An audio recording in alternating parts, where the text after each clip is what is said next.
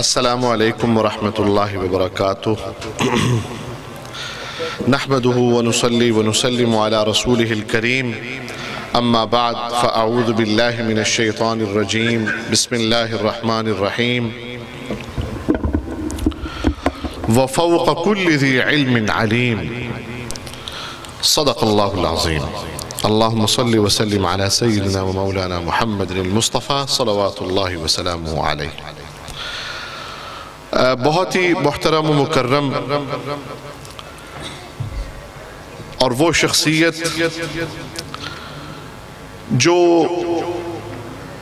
یقیناً زمانوں کے اندر انقا ہوتی ہیں، بہت خال خال دکھائی دیتی ہیں، جو نسل نو اور امتوں کی تشکیل میں اپنا کردار ادا کرتی ہیں۔ کسی شاعر نے کہا ہے سالہا باید تا یک کودک از درس علم عالم گردد نکویا شاعر شیری سخن۔ ایسے لوگ جو ہزاروں سال نرگس اپنی بے نوری پہ روتی ہے، بڑی مشکل سے ہوتا ہے چمن میں دیدہ ور پیدا۔ وہ لوگ جو ایک گھر کے اندر اپنے والدین سے بھی زیادہ شفقتیں دینے والے، وہ لوگ جو علم کے فروغ میں اپنے فکر و فن اور اپنی جسمانی اور روحانی محنتوں کو صرف کرتے ہیں اور نسلوں کی ذہنی اور فکری آبیاری اور تشکیل میں اپنا کردار ادا کرتے ہیں۔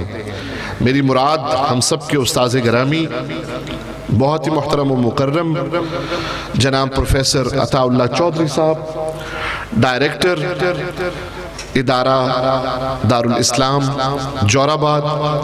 حقیقت یہ ہے کہ یہاں کے تمام منتظمین، جن کو میں جانتا ہوں، جن کو میں نہیں جانتا، میں ان سے مخاطب ہوں، علاقے کے معتمدین اور بہت ہی خوبصورت اور جن کی جبینوں سے دین اور اسلام کی روشنیاں ٹپک رہی ہیں، ان بچوں سے مخاطب ہو رہا ہوں۔ یہ میرے لیے انتہائی سعادت کی گھڑیاں ہیں اور یہاں پر حاضری کو میں اپنے لیے ایک بہت بڑا شرف سمجھتا ہوں اور اپنے لیے باعث نجات اور فلاح اخروی سمجھتا ہوں کہ یہ وہ ادارے ہیں جن کا جو امپیکٹ ہے، اگر اس کو کوئی ماپنے کا آلہ ہوتا تو دنیا کو پتہ چلتا کہ اس دور افتادہ علاقے کے اندر کیسا ایک خوبصورت ایک گلشن سجایا ہوا ہے علمی۔ اور میری یہ دعا ہے کہ اے خدا یہ مدرسہ را قائم بدار، فیض او جاری بود لیل و نہار۔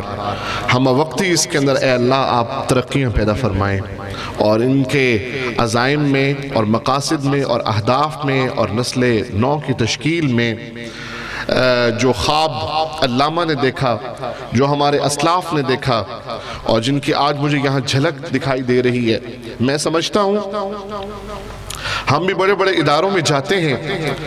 آپ نے ملاحظہ کیا کہ کس لے اور کس خوبصورت طرز ادا کے ساتھ اقبال کی شاعری کو ادا کیا گیا، یہ ایک جھلک تھی۔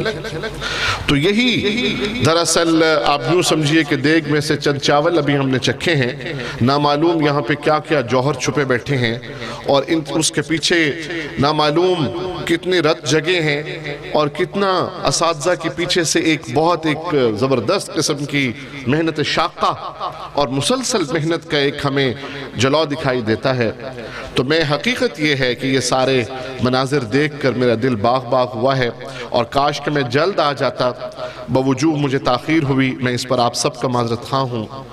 کاش کہ میں جلدی آتا اور میں سارے یہ مظاہر جو ہے اور manifestations of our new generation میں سنتا اور میں اس کو ملاحظہ کرتا، لیکن ظاہر ہے کہ میں غائبانہ طور پر بھی یہاں کے کچھ علمی قوائف اور کرداروں سے کچھ واقف ہوں، تو الحمدللہ مجھے بے حد مسرت اور اطمینان بخش اس وقت میری کیفیت ہے۔ جہاں تک اظہار خیال کا تعلق ہے تو ظاہر ہے کہ اب اتنا وقت دامن میں نہیں ہے کہ ہم کوئی لمبی گفتگو چھیڑ بیٹھیں۔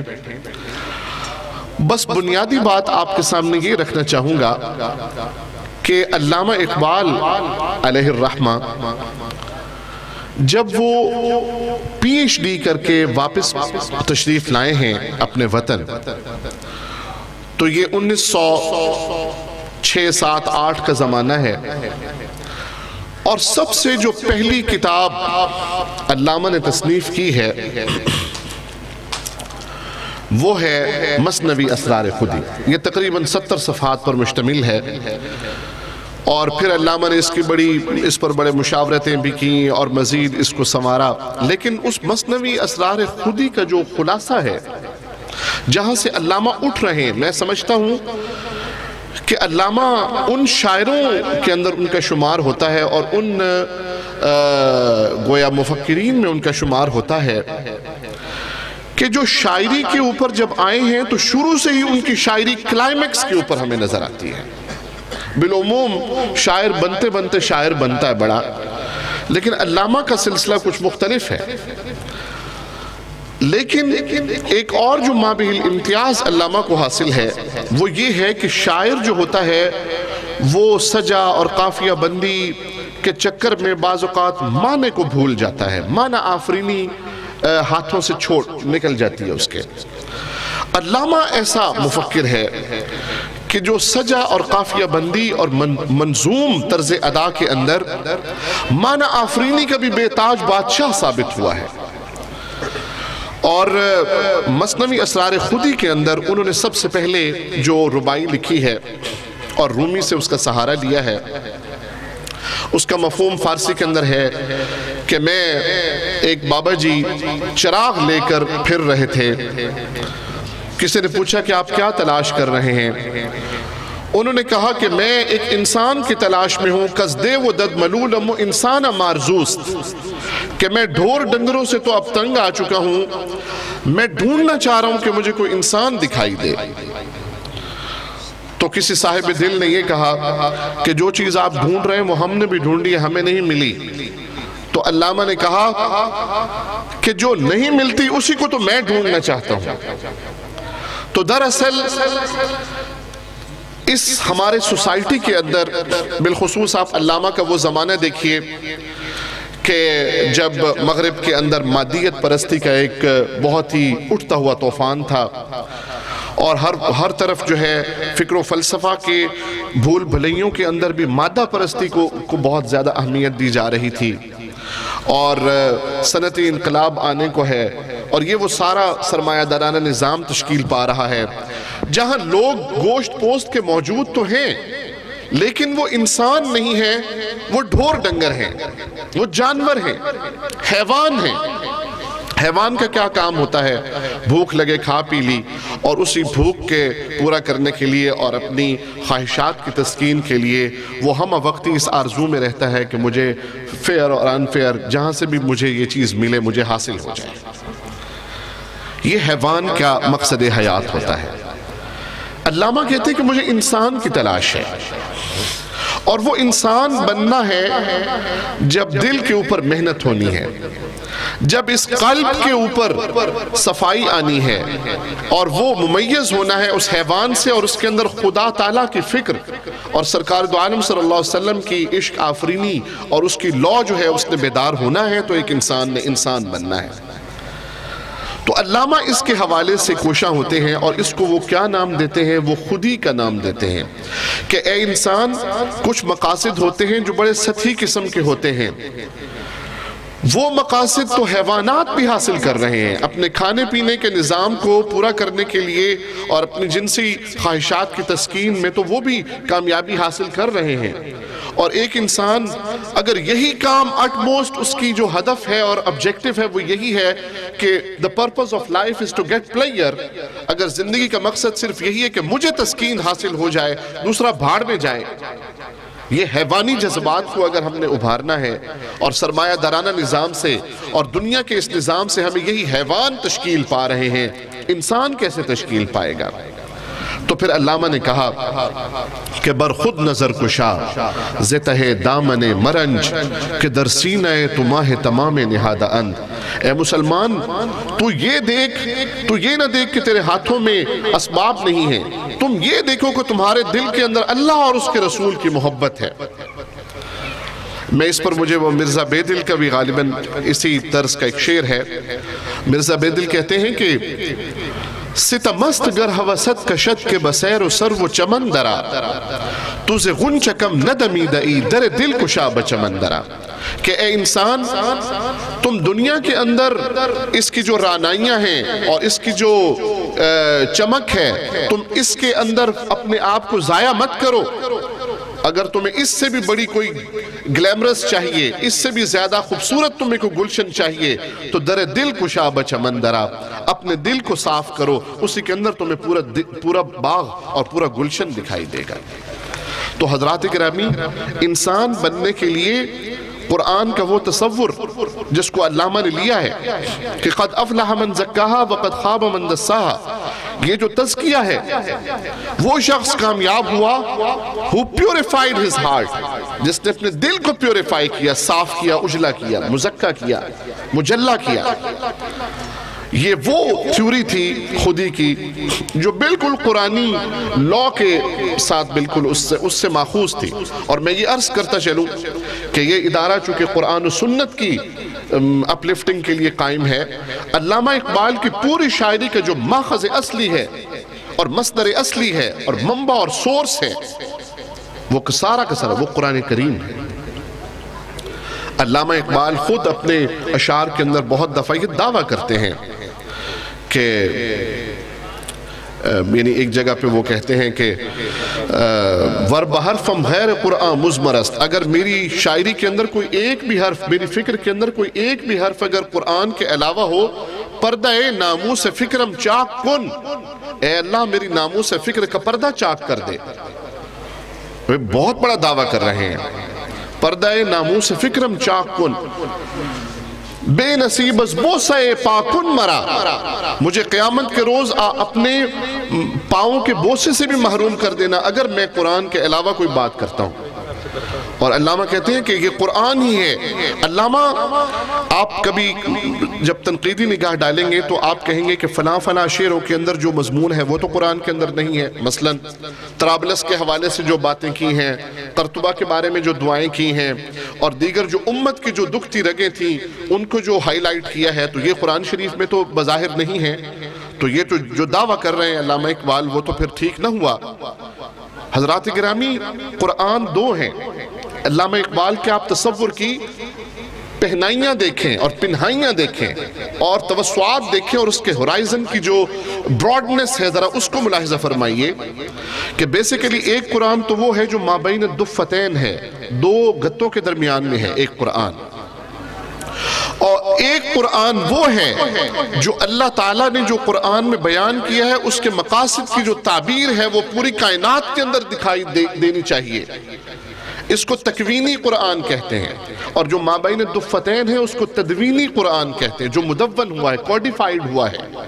اور ایک کاسمولوجیکل قرآن ہے، تکوینی قرآن. تو علامہ اقبال جو تھے وہ اس وقت کی دنیا کے پورے منظر سے واقف تھے. پورا سوشو کلچرل اور ریلیجیس کلچرل جو جتنا بھی فینومینن تھا اس وقت دنیا کا، سارے سے علامہ اقبال واقف تھے. تو اس لیے وہ تمام چیزوں کا حل اس قرآن کے اندر غور و فکر کر کے وہ اس میں سے نکال رہے تھے، اور پورا تکوینی قرآن ان کے پیش نظر تھا.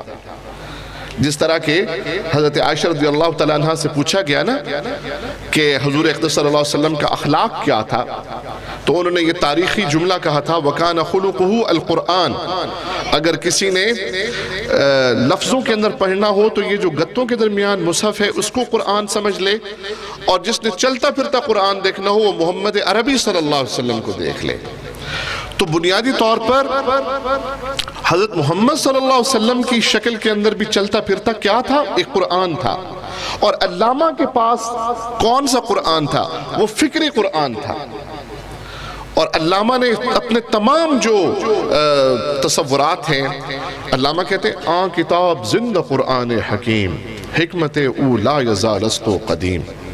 وہ کہتے ہیں کہ اس سے بڑی حکمت اور کوئی ہے ہی نہیں، اسرہا پیچیدہ در آنات اوست، زمانوں کے زمانے اس کی آیتوں اور اس کے لمحوں قرآن کے ساتھ چل رہے ہیں۔ آپ قرآن کو دیکھیں، آپ کو تاریخ کے مسائل کا حل بھی ملے گا، آپ کو معیشت کے مسائل کا حل بھی ملے گا، سماج اور سیاست کے مسائل کا بھی حل ملے گا۔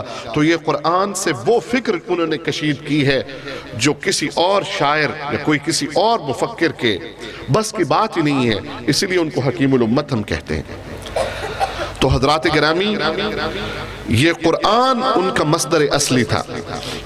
وہ یہ بھی کہتے ہیں، ذرا تھوڑی سی فلسافیکل سی بات ہے، مختصر کر کے بس ختم کرتے ہیں، دو تین منٹ میں ختم کر دیتے ہیں بات کو۔ علامہ یہ کہتے ہیں کہ جس طرح وحی اتری ہے سرکار دو عالم صلی اللہ علیہ وسلم پر، جس طرح ایک نبی کے اوپر وحی اترتی ہے، اسی طرح ایک صوفی کو بھی کچھ تجربات، روحانی تجربات سے واسطہ پڑتا ہے۔ ایک مفکر، ایک بہت ہی کنٹمپلیٹو اور غور و فکر کرنے والا جو شخص ہوتا ہے، وہ بھی ظاہر ہے ایک صوفی کے مقام پر پہنچ جاتا ہے، تو اس کو بھی ایک خاص کیفیات اور روحانی تجربات حاصل ہوتے ہیں جو بالعموم کتابوں میں نظر نہیں آتے۔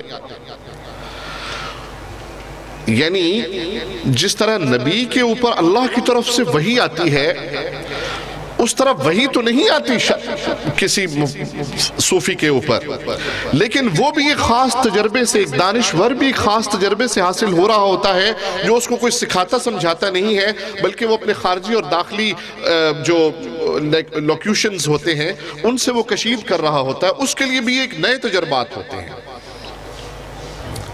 تو وہ کہتے ہیں لیکن فرق کہاں پہ آتا ہے؟ فرق اب یہاں پہ میں اپنی بات کو سمیٹنا چاہوں گا، لیکن آپ نے اس پر ذرا غور کرنا ہے۔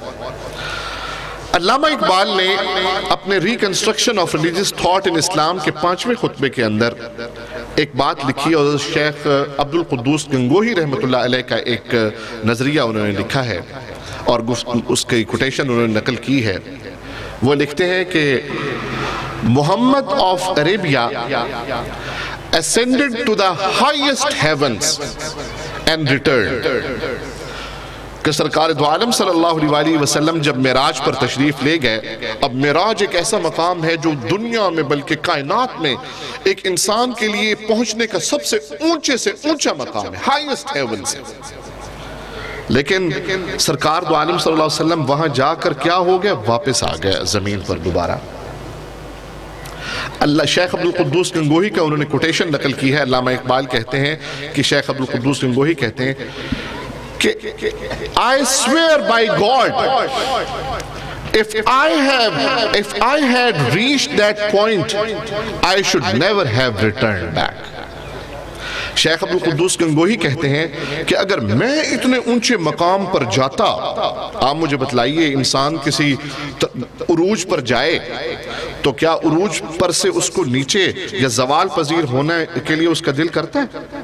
کوئی انسان بہت اونچے مقام پر پہنچ جائے تو کیا وہ یہ چاہتا ہے کہ میں اب پھر نیچے والی پوزیشن پہ آ جاؤں؟ ہرگز نہیں۔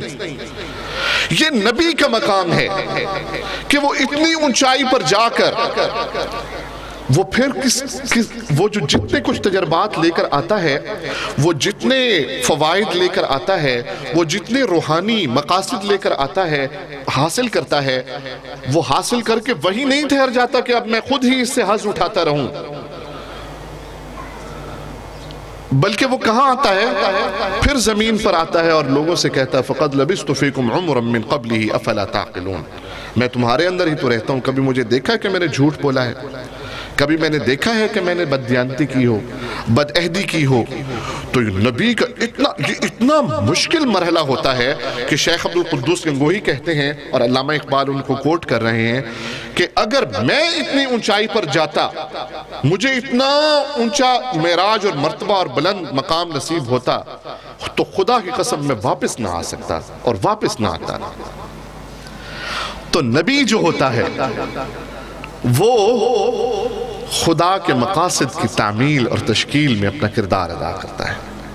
اس کے جتنے پیروکار ہوتے ہیں وہ سارے کے سارے انہی خدائی مقاصد کی تشکیل کرتے ہیں۔ اسی لیے حدیث میں آتا ہے العلماء ورثۃ الانبیاء، یہ علماء جو ہوتے ہیں وہ انبیاء کرام کے وارث ہوتے ہیں۔ کس چیز کے وارث ہوتے ہیں؟ انبیاء کیا چھوڑ کے جاتے ہیں؟ کوئی بہت مال و منال چھوڑ کے جاتے ہیں؟